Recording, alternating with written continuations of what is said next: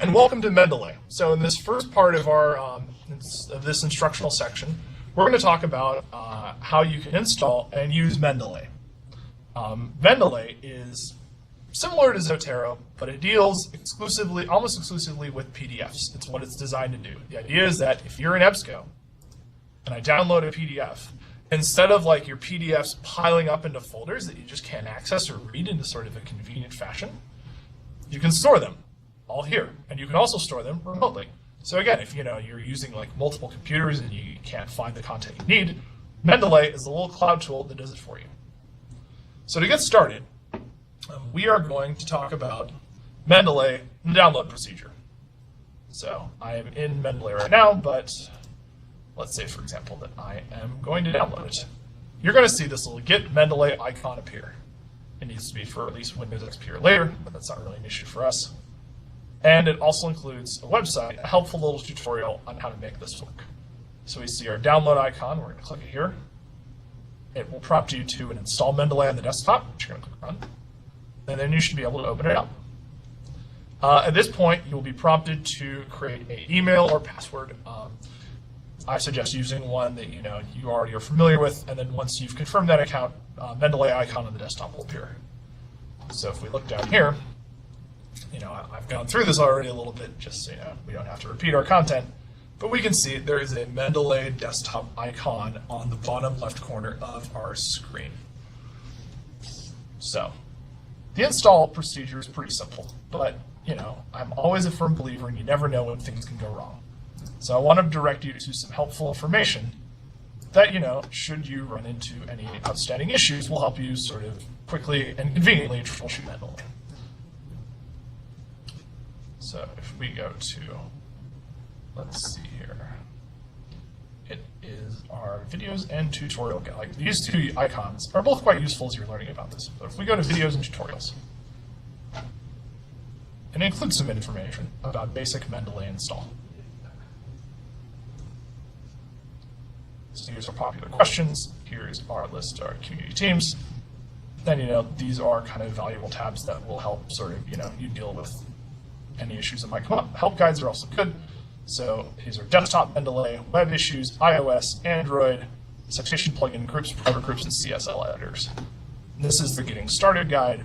It's well worth taking a look at, and they'll walk you through sort of any outstanding issues you might have during the install procedure. Now, once we've kind of gotten into it a little bit, let's talk about some of the features and tools that Mendeley offers us. So Mendeley, once we've installed it onto our desktop, opens a little folder here. So the user interface I found to be fairly convenient to use. You can add papers to get started. You just add a paper to get started, and you can drag and drop. You also have the options of importing from our EndNote, Zotero, RiffWorks, or other client. Another good tool is when Mendeley also includes a little handy-dandy icon here called Install Web Importer. So let's click that.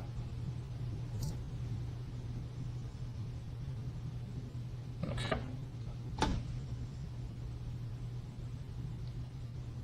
So essentially, if we follow kind of these instructional steps right here, we can do basically what we did with Zotero in Mendeley. We want to drag the Save to Mendeley button in your bookmarks toolbar, find our article, find the Save to Mendeley bookmark, review the details, and save. For the sake of convenience, we're not going to really have time to sort of run through that right now, but this is content that I feel is pertinent to what you guys are doing, and I want to highlight it and make sure that it's here. So back to Mendeley. Let's drag some articles in and get started, shall we? So we already have our America page, and we already see we can have found some full PDFs. So click on this icon, full PDF.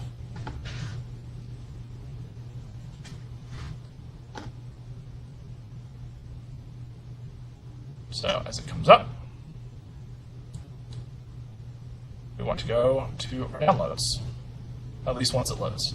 Sometimes these things take a little while. Sometimes a long while. That's interesting. Anyway, Mendeley, I found it to be a valuable tool, although to be honest, the online citation tool is not quite as efficient as what Zotero does. Its major advantage, though, is Mendeley can facilitate collaboration in a pretty meaningful way. And we'll talk about that a little bit more in the next video. So we go to download it. We want to save file. So here's our little download icon. Close that out. So I have our document. So what Mendeley does is I go to our download page.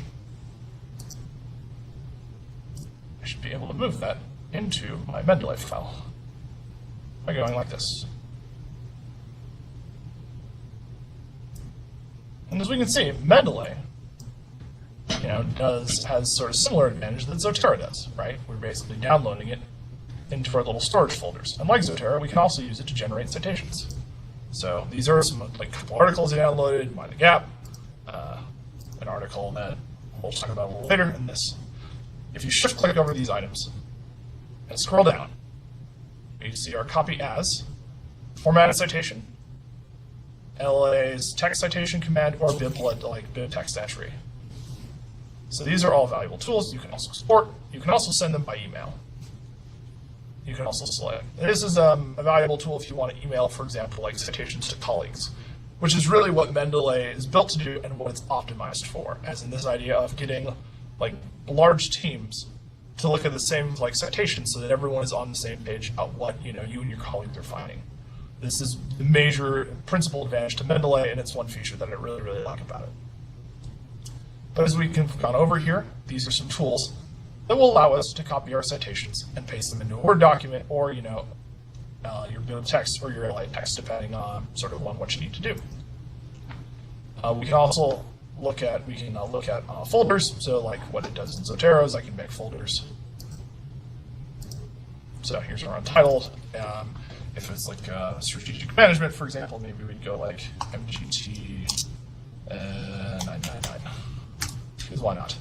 So what I can do here is I can start putting articles into these folders. If we push this tab on Edit Settings, it'll come up with your synchronization options. So it's important to this is something that you're just going to need to check in at first, but you want to make sure our Mendeley files are synchronizing. The idea behind this is you're going to be using it from a variety of different computers, and you want to make sure that if you put a file on a different computer, that'll appear in the next time you go to log into it on a different system. Anyway, that's how we use Mendeley. This is sort of the basic guide to installing Mendeley and using some of its basic features. In the next video, we're going to be talking about more advanced tool tips, and we're going to get into the social media aspect of it, which is a lot of fun. So with that concludes part one of Mendeley. Okay, stop.